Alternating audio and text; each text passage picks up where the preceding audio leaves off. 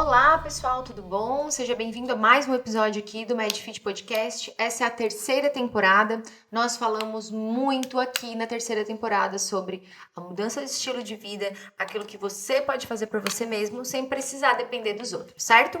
E hoje a gente vai falar de um assunto que eu particularmente adoro, que vai fazer muita diferença na sua vida, porque ele é importantíssimo, ele mora em você e ele depende de você para existir. Sabe o que é que eu tô falando?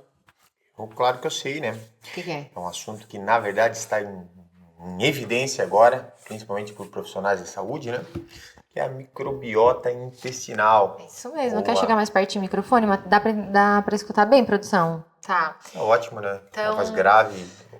a gente vai falar hoje sobre o eixo intestino-cérebro, que é um eixo que há alguns tempos, né, as pessoas não admitiam muito que ele existia, não queriam dizer muito a importância disso, mas o tempo é rei, né? O tempo é crucial para mostrar as grandes verdades e hoje se estuda muito sobre isso. O profissional que não entende sobre o eixo intestino-cérebro e tudo o que está envolvido nele vai ficar para trás nessa ciência do século XXI, tá? Na medicina do século XXI. E uma das coisas, sim, é a microbiota, né? A microbiota, ela é importantíssima. Então, eu quero fazer uma pergunta aí para você, tá? Será que são as suas bactérias intestinais que moram lá que dão alguns sinais de fome aí para você? Será que existe a relação entre a vontade e o desejo de comer doce e as bactérias de intestino? E eu vou te dizer que sim, existe sim, e a gente vai esmiuçar isso um pouquinho hoje, tá? E aí, o que tu tem aí para trazer sobre em relação à microbiota intestinal? Eu vou dar uma introdução daqui a pouco, mas eu quero te ouvir um pouquinho. Então, na verdade, né, eu trago sempre um pouquinho mais para a minha área de atuação, né? Que é o exercício físico, de maneira geral. E assim como em vários sistemas do nosso corpinho, né, a microbiota ela é extremamente afetada pelo exercício físico ou pela falta dele, né? Ou seja, com a regularidade, né, dos exercícios, da atividade física, a gente consegue ter uma flora intestinal mais qualificada, ou seja, com bactérias que trazem benefícios para nós, né? Por quê? Tem alguns motivos, né? Um deles, por exemplo, é a irrigação sanguínea que o exercício físico traz, que ele promove, consequentemente chega mais sanguinho lá na região do intestino, né, levando mais nutriente e tudo que as bactérias boas precisam para sobreviver, né? E o inverso também é verdadeiro.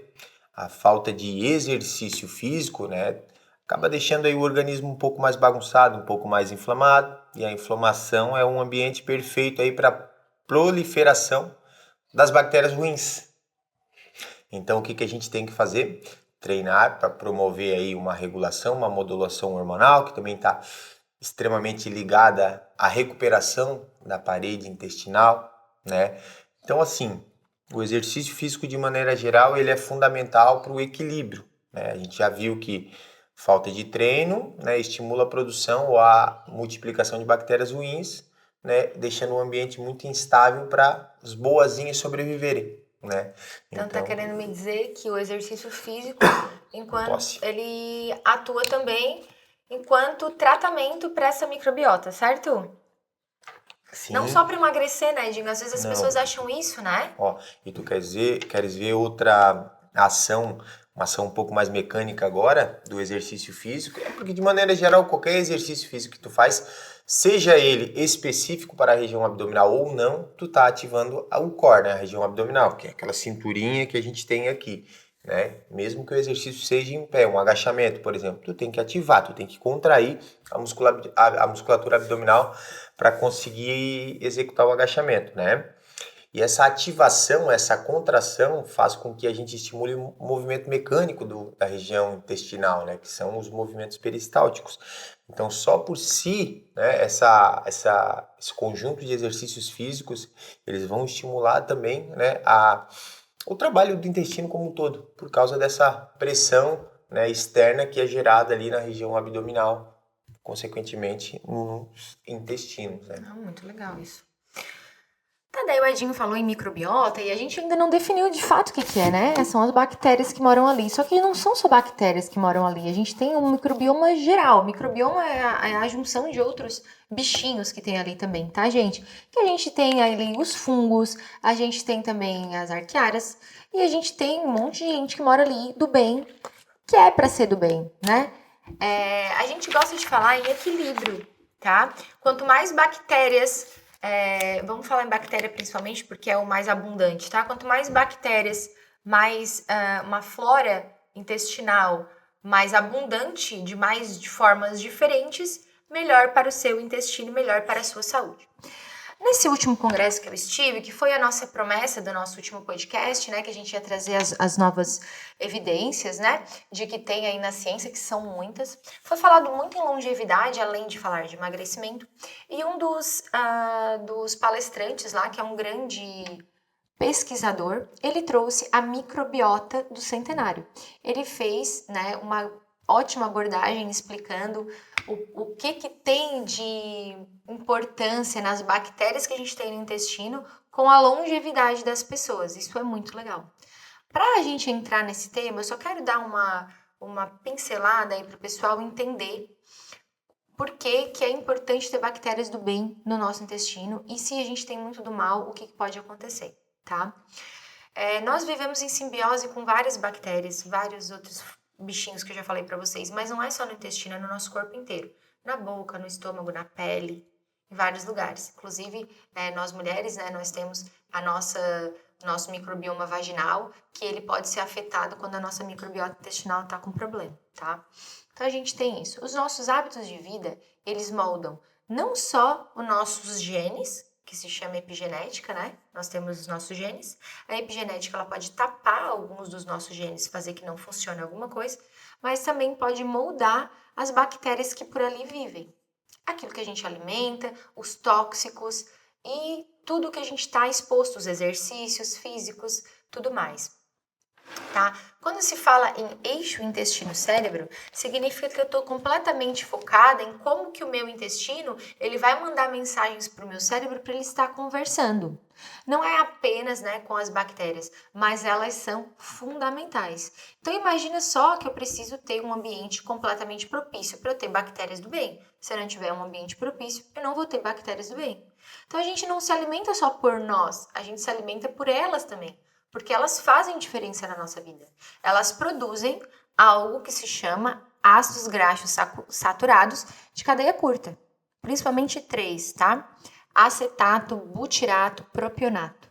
Sendo que o butirato, ele é anti-inflamatório. Então, ele tem um papel muito importante em ajudar nessa mucosa intestinal aí que tu já falou, né? Que a gente tem que cuidar dela e reverter.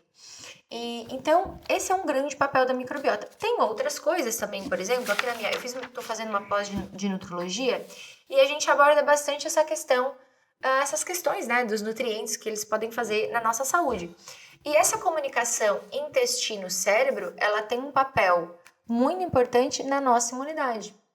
Se a gente não tem uma barreira intestinal bem estabelecida, bem protegida, a nossa imunidade, ela está correndo alguns perigos. E eu vou explicar os mecanismos para vocês, tá?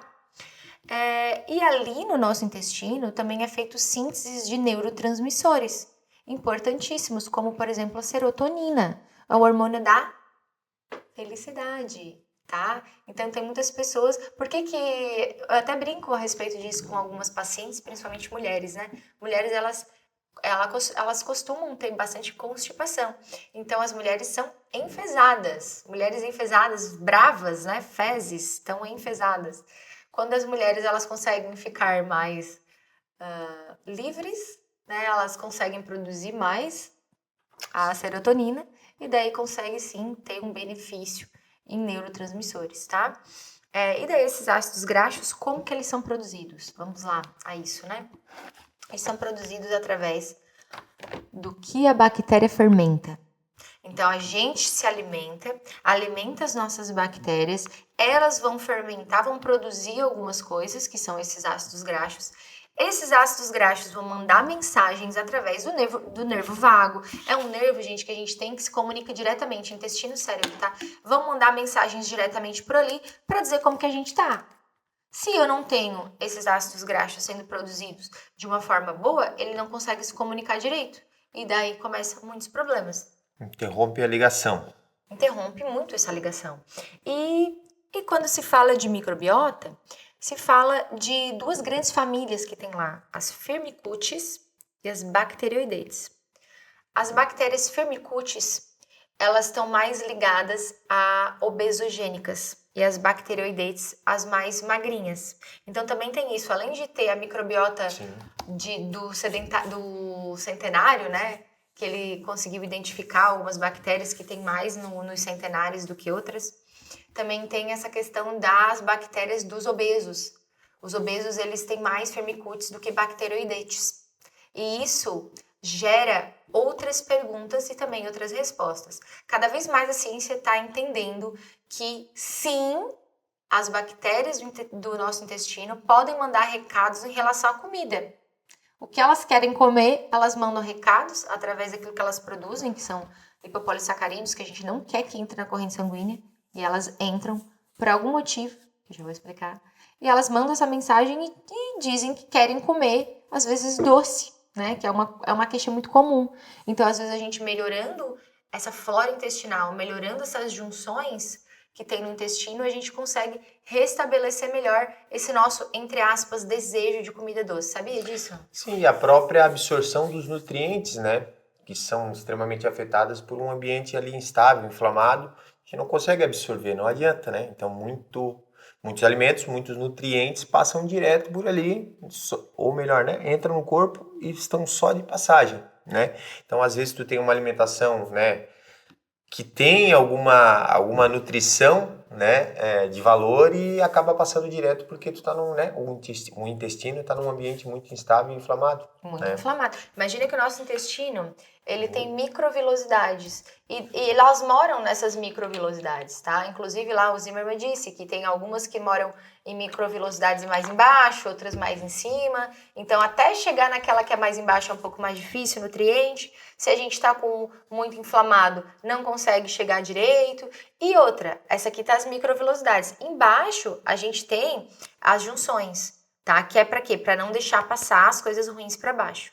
Quem liga essas junções é uma proteína que se chama zonulina, tá? E quando a gente tem uma inflamação, por exemplo, alimentar que nem o glúten, tá? O glúten, ele quebra essas junções e ele faz com que essas junções ficam esgaçadas, abertas, o famoso leaky gut, intestino furado. Então acaba passando coisa ali que não era para passar. E daí existem hoje exames, né, que da medicina de alta precisão, que olha essa zonulina no cocô, nas fezes, tá? Que inclusive estou trazendo para a nossa cidade o mesmo teste que o Ricardo Zimmermann faz lá no consultório dele, tá? Entra em contato com elas e a gente vai fazer. É bem legal, ela vai mostrar toda a microbiota, sequencia geneticamente toda a microbiota do intestino, tá? Então vai mostrar várias e várias. E ela vai... Opa, vai dar um coisa... Foi que susto. Então ela vai mostrar o DNA de toda essa microbiota intestinal, todos os genes, vai mostrar essa questão da zonulina, da calprotectina, que também é produzido, vai mostrar o sangue oculto nas fezes. É bem legal esse exame, tá? Ele é microbioma de shotgun, ele, ó, tá bem... E com isso a precisão para o tratamento aumenta bastante, né? Porque daí tu pode, né, fazer esse equilíbrio, né, das bactérias dos bichinhos. Aumenta, digamos assim, quase 100%. Porque o que acontece? Quando a gente vai tratar hoje, né, na medicina básica, que não é tão básica, porque não é todo médico que trata isso, né? Quando a gente vai tratar, a gente trata geralmente de forma clínica que a gente fala, tá? O que seria forma clínica? Através do que tu tá me apresentando, sem necessariamente precisar de exames, eu vou fazer uma melhora nesse teu quadro clínico. Então, quando o paciente ele me demonstra fadiga, eu já imagino quais são os nutrientes que ele tá baixo, complexo B, a própria B12, tá? O zinco, ele também tem muita ligação com fadiga, vitamina C. Então, eu vou colhendo dados dele a despeito do que ele tá me trazendo de queixa clínica. A queixa clínica que me abre os olhos em relação à disbiose, que é esse desbalanço dessa microbiota intestinal, são queixas como constipação e diarreia crônica. A constipação, ela se caracteriza não só por dias sem ir ao banheiro, mas se caracteriza por como que está as suas fezes, tá? Existe um dado que até você pode ver aí, é uma escala de Bristol, ela vai de 1 a 7. Ela mostra os tipos de cocô. Fotinho, né? Uma fotinho. Sendo que a escala 3 e 4 é o cocô bonito, que eu ainda falo pro paciente, né? O cocô bonito, né? O cocô que é o que eu espero. Cara, a Valentina me disse uma coisa. Sou obrigada a falar. Eu fico examinando, né? A escala de Bristol da Valentina, né? E que a gente tá tentando fazer a melhora alimentar dela e tal. E daí e aí, filha, como é que tá a tua escala de Bristol aí, né? Daí ela falou assim, mãe, o meu cocô tá igual, ela falou assim, é um apresentador e os telespectadores olhando. Ela falou que é um compridinho e tem um monte de telespectadores. Ai, cara, olha só. Ela falou que tá uma escala de Bristol 3. Olha o que eu tô ensinando pra minha filha, né? Ela já saber investigar quando a coisa tá ou não tá boa, tá? E o cocô fala muito, isso... Tem que falar fezes não, né? Posso falar cocô, né? Para, né? Tá. Não sei, né? Então, o cocô, ele fala muito a respeito da nossa saúde. Não é só... Tem gente que vai... Eu recebi no consultório um paciente que ele vai no banheiro todo dia, porque ele diz que ele força, é homem, mas que é considerado constipação, porque ele tem síbalos. Síbalos são aquelas bolinhas separadas, que elas flutuam, então diz pra mim que tem muito gases, e quando elas são separadas, que elas não têm fibras o suficiente para fazer aquela cobrinha, compridinha. Então ela conta muito o que está acontecendo ali, né? Só que às vezes não condiz com o que o paciente diz que está se alimentando. Ele diz que está se alimentando bem de fibras, então será que está acontecendo alguma fermentação? Será que eu tenho algumas bactérias que não era para estar ali? Isso nos ajuda muito, né, nessa questão clínica. E olhar o nosso cocô faz parte da nossa saúde. Então, quando a gente vai tratar de forma clínica, a gente pergunta disso, escala de Bristol, como que tá, se tá estufado, se não tá estufado, se tem algum alimento que deixa mal, e daí a gente vai fazer os famosos 4 R's do intestino, tá? Os 4 R's do intestino, o primeiro é retirada. A gente tenta retirar os alimentos que possivelmente trazem alguma alergia. Leite ali, glúten. São os mais inflamatórios de todos. Alguns médicos que odeiam a nossa linha de tratamento quase morrem quando a gente fala isso, né? Ah, que besteira, o leite é inflamatório. Sim, o leite é inflamatório. Não existem evidências? Sim, existem muitas evidências. Acontece que algumas pessoas têm preguiça de ir atrás dessas evidências. Todo mundo tem inflamação ao leite? Não, não são todas as pessoas. Mas existem pessoas que existe diferença entre alergia e sensibilidade, tá? Sim. A alergia, vou dar um exemplo bem tosco, mas que vai fazer sentido para que você consiga entender, tá? A pessoa que é albina, ela é como se ela fosse alérgica, entre aspas, ao sol. Ela não pode fazer uma exposição ao sol como a gente pode, certo? Só que se a gente fica muito exposto ao sol, a nossa pele vai sentir. Então é como se o albino fosse o alérgico, que qualquer coisa já vai fazer mal, e a gente é como se fosse o sensível, que se faz uma exposição muito exacerbada, vai fazer mal para nossa pele. A mesma coisa na nossa mucosa intestinal. A alergia é uma proteína de algum alimento que vai machucar a nossa mucosa intestinal a ponto de a gente não poder ter nada daquilo ali, daquela proteína. Porque essa proteína vai gerar uma resposta inflamatória, mediada principalmente a IgE, e vai fazer imunoglobulinas que vão querer matar aquela proteína. O nosso corpo vai ficar entendendo que aquilo é uma bactéria, um vírus, sei lá, e vai ficar tentando destruir. E vai tentar destruir o quê? Daí vai destruir o nosso intestino, porque é ali que fica ali. A caseína, por exemplo, é a proteína do leite. A proteína do trigo tem duas basicamente, que a do trigo é a gliadina, e daí a gente tem mecanismos para tentar destruir essa gliadina. Tem pessoas que são alérgicas ao glúten, e tem pessoas que têm a doença celíaca, que é uma alergia, é autoimune, uma doença autoimune, ela destrói as tuas células do intestino, tá? Dá pra saber disso fazendo uma biópsia de duodeno, por exemplo, ou fazendo alguns exames de sangue. E existem pessoas que são sensíveis ao glúten, elas não têm a doença celíaca, mas elas percebem que comi glúten, fiquei estufado, comi glúten, fiquei mal. Associa diretamente, né? E essa sensibilidade pode ser direto pela pele ou pode ser por causa das bactérias do intestino, porque elas estão desreguladas. E daí elas comem aquele glúten ali e elas fermentam demais, elas produzem muito gases. E daí elas deixam a gente simplesmente sentindo mal e com aquela fermentação o cocôzito não junta como deveria e a gente não consegue fazer uma boa digestão. Então, por isso que o primeiro passo é a retirada. Claro que, de forma clínica, a retirada de leite e glúten é a nossa primeira parada, tá? Tem pessoas que às vezes eu não tiro o glúten, tem pessoas que às vezes eu não tiro o leite, tá? Às vezes depende. Tem pessoas que têm alergia ao ovo, é bem absurdo, tá? Às vezes a gente não acha ovo, imagina. Sim, e o ovo é mais difícil de encontrar, mas tem. Tem pessoas que têm alergia ao amendoim, tem pessoas que têm outras alergias, a gente tem que tentar entender. Tem a forma clínica, que é assim, tu vai me dizer, né? Eu quando como glúten eu me sinto mal. Então vamos tirar o glúten por pelo menos uns 21 dias, tirar por completo, para ver se a gente reptiliza aí o teu intestino, melhora essas bactérias, tem um tempo aí para depois a gente fazer provocação de glúten de novo. Tem pessoas que já vêm dizendo, não, eu me sinto mal com tal alimento. E tem pessoas que eu não consigo identificar e existem testes para a gente fazer isso. De novo, a medicina de alta precisão. Faço lá no consultório, na verdade tem laboratórios, eu peço laboratórios, né? Que é o teste A200, ele é bem legal, só que é medicina de alta precisão. Então, exatamente por ter uma precisão maior, ela é um valor um pouco mais elevado. E ela vai trazer mais de 270 alimentos que tu pode ter uma alergia alimentar mediada a IgE. Bem interessante, tá? Bem legal, assim, eu descobri de alguns pacientes, eu descobri de uma paciente minha, alergia à carne. Carne vermelha? Carne vermelha, tanto de boi, daí tinha carne de porco, carne de frango, Não, todas as camarão. carnes. Ela ficou quase louca. Daí tinha também alergia ao trigo.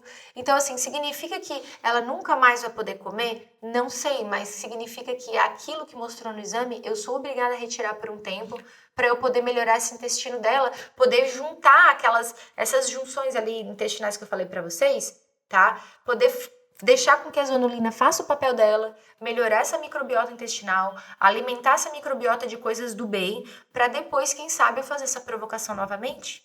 Só que as pessoas não estão preparadas para essa retirada, elas já querem colher os frutos dos tratamentos sem fazer. Isso é tratamento, isso não é. Às vezes não vai precisar fazer pro resto da vida isso, é um período. Até porque tem alergias que aparecem, né, ao longo da vida, né? Às vezes tu não é alérgico a um determinado alimento ou até substância, né? E aí tu acaba desenvolvendo essa alergia e elas desaparecem também no mesmo sentido, né? Tô tentando achar a minha página. Anotação? Aqui, a minha página aqui do glúten em si, tá? Glúteo. Do glúteo. Lembra que tinha uma paciente que falava isso? Glúteo. Eu tenho alergia ao glúteo. Tem alergia ao glúteo. Tá?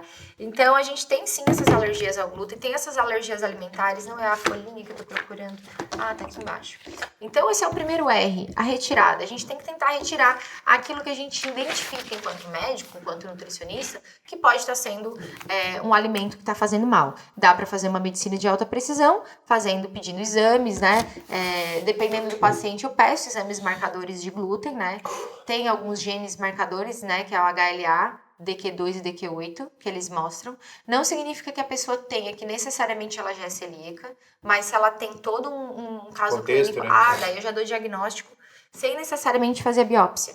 Porque quando se fala de glúten, para dar o diagnóstico final, de acordo com algumas diretrizes médicas, tu precisa fazer a biópsia de duodeno. Biópsia, gente, é pegar um pedacinho da tua pele, tirar mesmo, né? Cortar pra fora. Então, tu tem que fazer uma endoscopia, ir lá no duodeno, pegar um pedacinho do duodeno pra ver se tem atrofia ali, tá? Intestinal, pra eu dizer junto com o resto tudo. Não, agora tu tem doença celíaca. Mas tem vários marcadores de sangue com a clínica do paciente que já me dizem a favor. Dá pra concluir o diagnóstico. Como, por exemplo, quando a pessoa tem uma baixa de ferro muito grande, os abortos de repetição, zinco muito baixo, as pessoas têm algumas hipovitaminoses importantes e elas estão sempre repondo. Sabe aquela pessoa que vem e diz... Sim. A vida inteira eu tenho isso, a vida inteira eu tenho aquilo. Porque antes a gente achava... As crianças, né, não se alimentavam com glúten, elas ficavam magrinhas, barriga inchada. Hoje a gente já vê um paciente contrário, um paciente inflamado, obeso, todo inchado... E com essas queixas aí, Como que um paciente que come carne todo dia, se alimenta bem de fontes de ferro e de vitamina B12, estão com isso baixo na corrente sanguínea? Como que a medicina tradicional explica isso? É uma lógica, né? Qual que é a lógica disso? O que está acontecendo ali? Será que ele não está absorvendo nutrientes como deveria? Óbvio que não. Então, a gente precisa melhorar o intestino dele para que ele absorva melhor. Então, o primeiro R é a retirada, é o remover, tá? O segundo R é o que a gente chama de repor. E, geralmente, esse repor, ele está querendo dizer repor enzimas. A gente tem enzima digestiva no nosso sistema digestório o tempo todo. A gente vai envelhecendo, a gente envelhece também a produção dessas enzimas. Tem algumas pessoas, por exemplo, que têm gastrite atrófica ou que têm outros problemas, não produzem enzimas que ajudam na digestão. Então, tem que colocar essas enzimas, tá? Eu não trabalho muito com enzimas, eu geralmente consigo corrigir de outras formas. Quando tem que colocar enzimas, a gente manipula ou existe pronto no mercado para comprar, tá? E ela é interessante, é um tratamento interessante. Hoje a indústria farmacêutica já traz até, inclusive, eu recebo alguns representantes lá, que ela já trouxe essa necessidade, principalmente enzimas do amido, que elas são difícil de quebrar, assim, as enzimas que quebram a carne, então elas precisam às vezes de uma ajudinha. Esse é o segundo erro, repor. A gente tem que considerar às vezes de repor enzimas nos pacientes. Até porque o que produz as enzimas do nosso corpo é o quê? São as proteínas. Tem pessoas que não conseguem absorver proteína direito, por causa de toda essa cascata que a gente tá falando, né? Não consegue absorver, então não consegue formar enzimas também, tá? Terceiro ponto, isso aqui é importante. O terceiro ponto é reinocular. Reinocular são probióticos. O que são os probióticos? Tô te perguntando? Ah, tá. Eu achei que tu tava falando do nosso. Não, eu tô querendo conversar contigo. Então, os probióticos são os próprios bichinhos que a gente suplementa, né? Exatamente. Então, a gente, na verdade, isso até é uma pergunta, né? E a galera que acha que tá... Opa, captei aqui, tô com 3, 4 sintomas aí que a Júlia falou. Posso ir na farmácia comprar um probiótico e tomar, que já vai melhorar? Como é que funciona essa parte? Não façam isso, não consumam, por favor, probióticos. Se você está com toda essa bagunça, faça o primeiro R primeiro, faça a retirada Começa primeiro. lá do comecinho. Lá do comecinho. Você precisa procurar um profissional da área, isso é óbvio, tá? Para fazer um tratamento intestinal, é muito importante procurar ajuda. É difícil, geralmente, fazer sozinho, porque tem suplementos que vão ajudar a cuidar dessa parede intestinal, tem muita coisa em jogo. E tu sabe o que é, na minha opinião, não é nem como profissional, como pessoa, né? Porque assim, o caminho, os atalhos, ou até mesmo o caminho, a gente sabe quais são. O problema é a gente fazer a ligação, então vamos trazer aí pro âmbito médico, do sintoma com o tratamento, entendeu? Fazer essa ligação desses pontos. É aí que tá a dificuldade. Eu suplementei isso, melhorou aquilo, mas eu comecei a sentir aquilo. Então, a maioria do metabolismo em si, ele é feito cascata, né? Tu mexe em uma coisinha, que vai mexendo na outra, e vai, né? E daí tu fazer essa leitura de uma maneira geral, tu vai precisar de um profissional. E sabe o que é muito importante e que isso que diferencia um profissional do outro, que é a individualização do tratamento e a priorização do tratamento. O obeso, que é o meu público principal desde a época de personal trainer, que é um público que eu gosto muito de trabalhar, exatamente porque ele é um público difícil. Ele vem poliqueixoso, ele vem com muitas queixas. Ele vem com uma dor de cabeça, ele vem com uma dor na lombar, ele vem com uma apneia do sono, aquela coisa que não consegue respirar, ele vem com uma dor intestinal, ele vem com uma diarreia crônica. São muitas coisas. O que eu vou priorizar primeiro? O que a gente... E outra, a queixa dele, que me motivou a me procurar, foi: quero perder peso. Então, eu tenho que respeitar o pedido dele, ao mesmo tempo eu preciso começar a tratar ele. E por onde que eu vou começar? Se eu pegar a ideia, um livro de receitas para ele gastar na farmácia, mais de 15 mil reais, é facinho de gastar hoje em dia, com medicina de precisão, facílimo. Ou sair pedindo um monte de tipo de exames, fazer ele gastar mais nos exames do que no próprio tratamento, isso é complicado. Então, é isso que diferencia um profissional do outro. É o priorizar o teu tratamento. E isso o teu profissional de escolha, que você vai ter que escolher, vai ter que se responsabilizar por isso. Eu sempre me responsabilizo junto com o meu paciente. Eu falo, ó, nós vamos começar por aqui. O que tu acha? Ah, eu acho isso, eu acho aquilo. Por quê? Porque às vezes um tratamento, eu tenho tratamentos de pacientes que eu faço tudo pelo SUS, Edinho. Tudo. E tem pacientes que eu faço lá no consultório ou que tem que Sim. comprar medicações caras que sai mais de 6, 7, 8 mil reais no tratamento. Cada realidade, uma realidade, né? E a gente tem armas para lutar com isso. Só que tudo depende do que é a relação médico-paciente e aquilo que eu vou combinar com ele. Então, essa questão de repor probiótico... Ah, tem diferença entre probiótico e prebiótico. Sabe qual que é a diferença? O pré seria a manutenção para que a gente desenvolva as bactérias, né? Isso, é o alimento da bactéria. Exatamente. Isso. E o pró já seriam as A bactérias. bactéria prontinha, exatamente. Então, a gente tem prebióticos que a gente utiliza, que são muito legais, tá? São fibras, elas são fibras solúveis. O que é fibra solúvel? Fibra solúvel é aquilo que eu coloco na água e ela dilui. E a gente tem as fibras insolúveis que a gente coloca na água e ela não dilui. As fibras solúveis, elas ajudam a deixar o bolo fecal mais gordinho, tá? Elas puxam água para dentro, porque ela é solúvel, né? Puxa água e deixa ela mais gordinha, tá? E as fibras insolúveis, elas ajudam no trânsito intestinal. Então, todas elas têm o seu papel, tá? As fibras solúveis, elas têm outro papel interessante, que é como prebiótico. Ela alimenta as bactérias. Então, ela alimenta, por exemplo, olha só que interessante, tá? As bifidobactérias são bactérias do bem, inclusive são bactérias de centenários. Centenários têm bastante bifidobactérias e nós precisamos dessas bactérias, tá? E o que inclusive o Zimmermann falou na palestra dele? Ele sequenciou mais de 250 bactérias. Olha só, é muita, tá? Ele fez mais de 250 pacientes e viu toda a microbiota deles. E ele falou que, em sua maioria, as bifidobactérias sumiram. O que aconteceu com a gente que está matando essas bifidobactérias? E ele trouxe um estudo que mostra que a proteína spike, que é a proteína do Covid, tanto do próprio Covid quanto das inoculações, mataram essas bifidobactérias. Então, tá aparecendo muito em consultório pacientes de forma pontual, eu tô constipada depois disso, depois que eu peguei Covid, depois que eu fiz tal coisa relacionada ao Covid, estão diminuindo essas bifidobactérias. E agora, como que a gente vai fazer para repor essas bifidobactérias? Eu vou lá e vou prescrever? Aqui na farmácia Essência eu vou prescrever? Não, calma, eu vou prescrever daqui a pouco. Primeiro eu vou preparar o ambiente, eu vou retirar os alergênicos. Porque tem grande chance de elas morrerem novamente, né? Perfeito, exatamente, é isso. Imagina tu colocar uma coisinha, uma boazinha ali dentro, cheio de malvadão ali. Não vai dar. Então eu preciso programar o ambiente. E daí que o prebiótico ele entra. Só que também eu não posso botar muito prebiótico, senão fermenta demais. Porque o prebiótico ele tem esse lado, né? Ele faz com que as bactérias produzam e cada vez elas fermentam, né? E quais são esses prebióticos? O principal de todos, que é o que menos fermenta, é o... Chuta. Tem lá em casa, lá na nossa mesa no almoço, que eu coloquei no pozinho.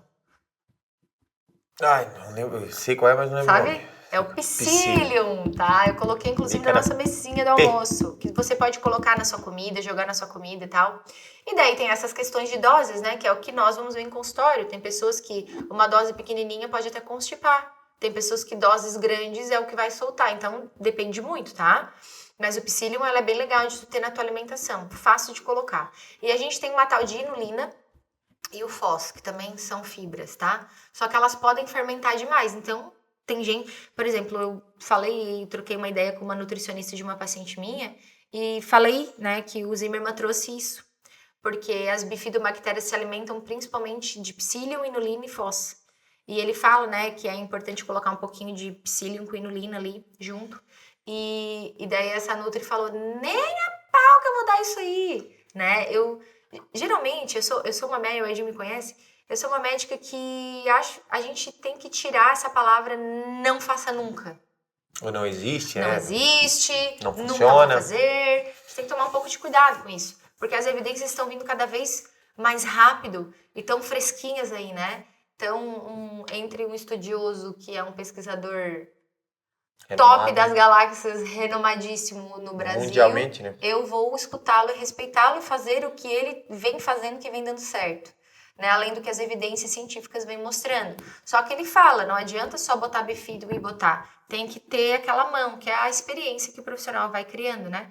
Vai fazendo a retirada e tal. E daí, por último, que não é bem o último, né? É a reparação. É o último dos 4 R's. É reparar. Reparar o quê? É essa barreira intestinal. Essa reparação, ela vai acontecendo, né? Enquanto, se a pessoa tem problema do glúten, eu retiro o glúten, vai reparando ali aquelas junções. Então, o intestino para de ficar um intestino furado, ele fica um intestino um pouco melhor. Eu gosto muito de usar cúrcuma. Maravilhosa, cúrcuma, maravilhosa. Mas não é só a cúrcuma aquela que as pessoas vêm fazendo no shot matinal. Já viu disso? Já. Então, o açafrão, ele tem cúrcuma, mas ele tem muito pouquinho de cúrcuma, que é o princípio ativo, tá? Que é a curcumina, tá dentro da cúrcuma. É um princípio ativo muito pequenininho enquanto toma ali. E para subir na corrente sanguínea, ele demora muito. Então, a gente manipula isso já grande. E eu manipulo em doses gastrointestinais quando eu quero que faça reparo da mucosa intestinal. Então, eu faço dessa forma. Eu também coloco outros componentes para ir ajudando e reparando ali, né? Como, por exemplo, o colágeno. Ele é muito interessante. E tem uma proteína que é bem utilizada na nossa época aí que a gente prescrevia ali as proteínas. Tu lembra qual? Glutamina. Ela tem um papel muito importante na reparação. E tu sabe que a glutamina na imunidade por causa disso, né? Ela virou sinônimo na época do Covid de melhora da imunidade, porque ela melhorava por tabela o intestino. Tem algumas nutris que, não, glutamina não serve para nada. Não existe o não serve para nada. Tem pessoas que vão responder melhor com glutamina, tem pessoas que vão responder melhor com o Body Balance, por exemplo. Sim. Já ouviu falar no Body Balance? Tu toma lá, né? Nosso. Tomei, acabou, acho, né? O Body Balance é proteína de colágeno. E ela é de fácil absorção. Então, a gente consegue ter uma absorção boa dessas proteínas de colágeno. Ela é mais fininha, né? Fininha, ela absorve melhor. E depois a gente vai utilizar ela como o nosso corpo achar que deve. Não somente em forma de fazer colágeno na nossa pele. Aqui tinha creatina também, né? Acabou. Eu acho que acabou. Não vi mais lá por cima. Mas eu lembro que tinha creatina também. E aquela que, coincidentemente, aquela ali... Porque quando eu tomava creatina pura, eu ficava meio ruim, assim, do estômago, um pouco enjoado. E aquela não deixa. Ela disse, tem que ver se acabou mesmo para comprar mais. Que legal! E essa queixa de ficar enjoado é interessante. Tem várias pessoas que se queixam assim. Eu usei muito tempo creatina com sabor, aí sempre ficava um pouco enjoado, assim, mas pelos benefícios eu acabava insistindo, né? Depois tentei a sem sabor... E a mesma coisa, e essa ali não senti. E também, claro, a dose era baixinha, né? Ela tem só 3 gramas de proteína, de creatina. De manutenção assim fica legal, mas eu tomava 5, 6. Mas eu gostei, não deixou esse mal-estar. E sabe o porquê que eu, entre aspas, gosto desse sintoma de ficar um pouco enjoado? Pra quem que isso serviria, por exemplo? O gordinho. Exatamente. Tá? Deve ficar com uma sensação ruim, não consegue comer, né? É uma... estratégia. É uma Ozempic-like. Inclusive, o Psyllium, ele foi muito falado aí nas redes sociais, tá em alta nas redes sociais o Psyllium, porque as pessoas falam, o Psyllium é a Ozempic-like, né? Ela se parece com o Ozempic. Por quê? Porque ela aumenta o GLP-1, que é o hormônio que tem no intestino, que faz aumentar a saciedade, que faz aumentar, deixar o trânsito um pouquinho mais lento, e daí faz com que a gente fique com essa saciedade. Só que ela não é Ozempic-like, tá? O GLP-1 produzido pelo Psyllium, ele dura muito pouco tempo, 2, 3 minutos, é muito pouquinho. Produz GLP-1, mas muito pouco, tá? O Psyllium, ele tem outros benefícios, não foca no GLP-1, foca em outros, ele tem vários outros benefícios. Então, essas fibras, elas são super importantes para alimentar. Então, pré-bióticos, vocês já aprenderam hoje, né? Probióticos. E o que acontece, por exemplo, Edinho? Tu me fez essa pergunta uma outra vez sobre... Peguei uma infecção e usei... Anti-inflamatório. Antibiótico. Isso, usei antibiótico. O que o antibiótico faz? Mata as bactérias, inclusive... boas lá do intestininho. Inclusive as bactérias do intestino. E matando as bactérias do intestino, tu já tá uma bagunça no intestino. Tu ainda mata, geralmente, as boazinhas são as mais fraquinhas, né? E daí tu mata essas bactérias também. Quem nunca teve, né, um episódio de ou constipação ou diarreia depois de usar antibiótico, é por causa disso, tá? E os médicos que não têm tanta mão para tratar intestino, o que eles vêm fazendo? Eles já vêm dando probiótico de cara, Não indico dar probiótico de cara, embora ele tenha um papel fundamental, tá? Probiótico. Eu indico primeiro tentar fazer aquele primeiro R, aquela retirada. Dar uma retirada um pouco do teu alimento de novo, dos alimentos com mais chances de ser inflamatório, e depois vai fazendo essa nova repovoação, né? Das bactérias de probióticos. Ali na minha pós-graduação de nutriologia, tem um módulo que fala da nutrologia dentro da UTI. Porque na UTI eles usam antibiótico direto na veia, né? Então cria resistência bacteriana muito grande. Inclusive o principal é o Clostridium, ele é bem maléfico para o intestino. E daí fala sobre essa importância de índices de mortalidade altíssimos relacionados à constipação, e que cuidar em dar pré-bióticos e probióticos, embora eles já estão começando a desbloquear em relação a isso, ó, parabéns. Só que daí eles falam, né, nessa questão de cuidados, o que tem que cuidar, porque imagina só, cara, se nós já temos a nossa saúde aqui, estamos vivos, às vezes a gente fica constipado ou com diarreia, a gente já fica com dificuldade de absorção de nutrientes e com a saúde debilitada, baixa a nossa imunidade. Imagina quem tá na UTI, que tá precisando de saúde, tá precisando de nutriente, tá precisando do sistema imune e tá com o intestino todo zoado. A gente tem que tratar o intestino, sim. Eu acredito que daqui uns próximos anos vai vir, né, uma galera aí que trabalha em UTIs, aí os intensivistas um pouco mais abertos em relação ao mundo dos nutrientes, né, que hoje quem trabalha com isso dentro da UTI é nutrólogo, né? Nutrólogo trabalha com isso.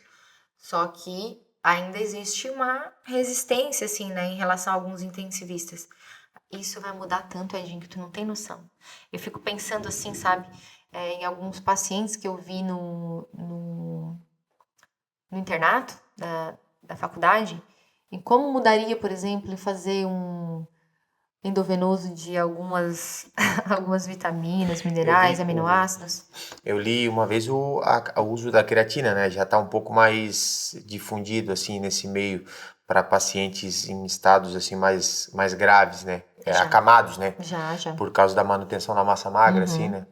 A massa magra, ela tem total relação com mortalidade. Total relação. Quando se perde muito massa magra, a mortalidade vai ser... É meio óbvio, né? Não precisava nem ficar fazendo estudo. É que tem coisas que são meio óbvias que me irritam, assim, né? Mas é que o estudo, na verdade, como ele te fundamenta com número, isso. Aí fica muito fácil de tu ver. Eu não lembro agora exatamente, mas a mortalidade lá de pessoas que tinham o índice de massa magra em UTIs, né? Fizeram essa comparação. A mortalidade era absurdamente, não sei quantas vezes maior para quem, né, abaixo de determinado quantidade de massa muscular, assim. Se eu for pra UTI, por exemplo, não me deixe sem as minhas vitaminas, sem as minhas coisas, hein? Pelo amor de Deus. Eu preciso.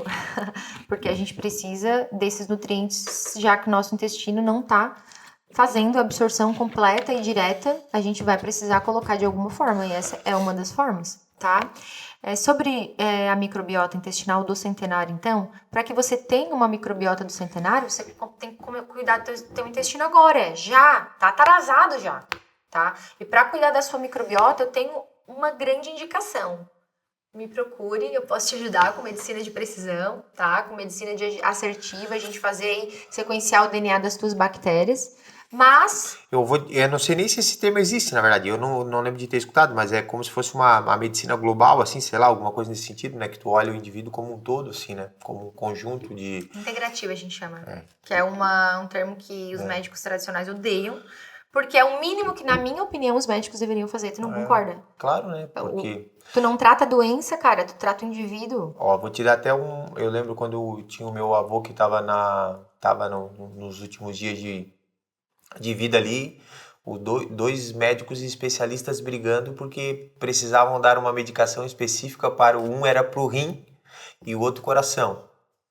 Então essa luta de não, o coração é mais importante, não, o rim é mais importante, é danado, né? E assim, então, para ficar bem claro, né, para que depois eu não me incomode com essa palavra, medicina integrativa não é uma especialidade médica, embora as pessoas utilizam, tá? Não é especialidade médica. Então, né, o CRM não deixa a gente falar medicina integrativa.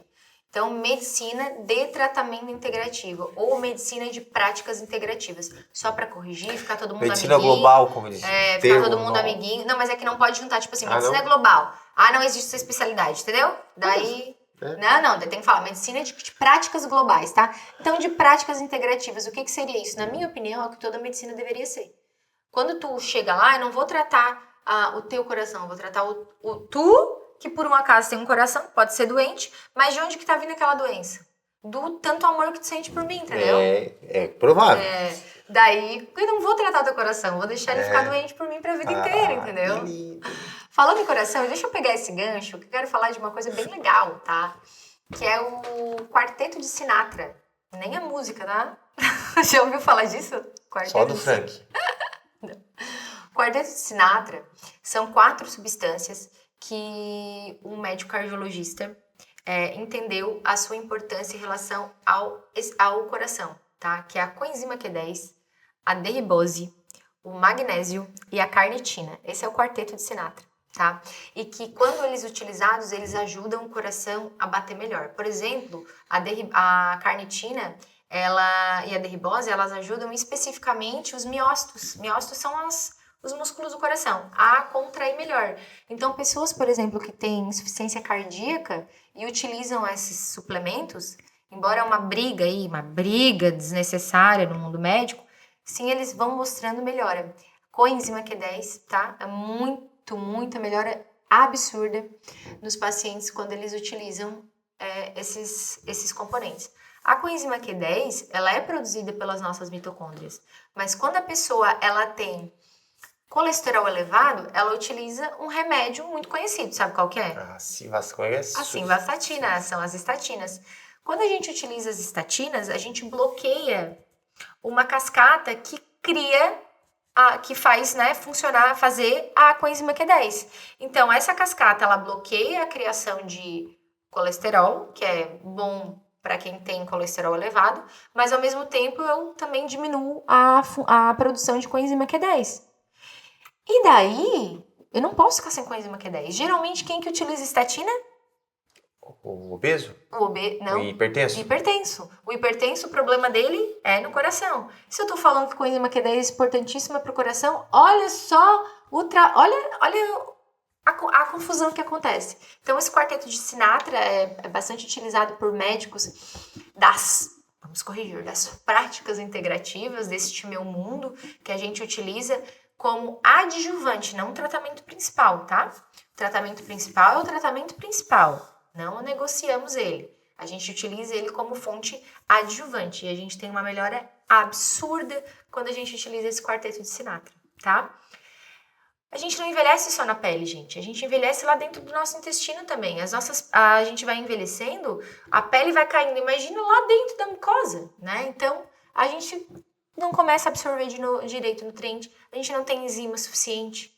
A nossa microbiota tá ficando velha e a gente tem que melhorar isso. Gente, de tudo que eu falei, assim, hoje, o que tu gostaria de dar de recado final aí pra galera? De tudo dessa aula maravilhosa que a sua mulher maravilhosa deu aí pra todo mundo. O que tu aprendeu, o que tu quer dizer? A síntese é a mesma para vários outros assuntos que a gente já tratou aqui, né? Uma atenção especial para os intestinos, né? Ou o intestino, e para toda a sua família de bactérias, né? Então a gente, com a alimentação, tirando alguns alimentos inflamatórios, colocando alguns que estimulam a sobrevivência das bactériazinhas boas e exercício físico, que já vão dar uma ajudinha. Falou agora uma palavra muito boa, inflamação. O obeso, ele é o quê? Inflamado crônico. Ele é inflamado crônico. Então, como que você vai desinflamar e emagrecer se você não cuidar do seu intestino? Impossível. Geralmente a gente começa por ali. Se não começa por ali, necessariamente a gente vai dar os próximos passos por ali, tá? E o butirato, que é um ácido graxo saturado produzido lá na sua microbiota, ele é um anti-inflamatório super poderoso, que você pode fazer a sua bactéria trabalhar ao seu favor. A gente tem que aprender isso, né? Não tem ali para ajudar a gente, vamos botar elas para trabalhar para nós, né? De graça, né? Olha que maravilha. As toxinas de maneira geral, né? Que são produzidas lá. Então, se tá tudo bagunçado, não consegue produzir direito, cada vez inflama mais, cada vez produz menos e a bola de neve só cresce. Dica de exercício do dia? A dica de exercício, de um exercício, eu sempre bato nessa tecla. Qualquer exercício é bom, mas exercícios com peso são os melhores. Por quê? Pelo ganho de massa muscular, pela manutenção, né? Vou te dizer, semana que passou aí, 15 dias atrás mais ou menos, começou um aluno a treinar conosco lá, um corredor de rua, cara. Nossa, seco da guasca. É? Eu conversei com ele um monte, ele me deu abertura para isso, né? E assim, ele viu não desestimulando a corrida, porque como eu falei, qualquer exercício é bom. E a corrida é sensacional, tá, pessoal? É um ótimo exercício. Mas eu sempre digo, e ele por si só acaba diminuindo muito a massa magra. É que daí a galera quer só ficar na corrida, né? Exato, e aí é um desafio, 5K, 10K, 15K, e agora quero subir morro. É legal esse desafio, né? O cross traz muito isso também. Só que acaba que a massa muscular vai por água abaixo pra galera que só faz isso. E aí ele era esse caso, ele chegou lá. Então caminha ali pra mim pra gente fazer uma suplementação boa. Até um aspecto de doença, assim. Mas a gente conversou bastante, agora tá empolgadaço lá. Vai treinar, a gente vai colocar uns pezinhos, vai aumentar a massa muscular dele, ele vai continuar correndo, que ele gosta. Falei, isso aí, tu não vai parar. Só que a gente vai agora trabalhar capacitar ele para ele poder continuar correndo feliz. Não. Então tá bom, é isso. Pessoal, um beijo para vocês. Foi um prazer imenso tê-los vocês aqui. Né? Siga a gente nas redes sociais. Siga aí os nossos patrocinadores, Diprol, Bruna, nossa Nutri maravilhosa. Que fala de intestino, que é uma loucura, tá? A Essência Farmácia, que faz os nossos manipulados muito bem feitos, de qualidade, de confiança. A Raquel Lima Imóveis, que cuida aí de 90% dos imóveis da cidade. É isso aí, povo. Tamo junto. Se inscreve no canal, compartilha, envia pro amiguinho, ajuda a fortalecer o nosso trabalho, porque a ideia é cada vez trazer conteúdos com mais qualidade. Um beijo e até a próxima.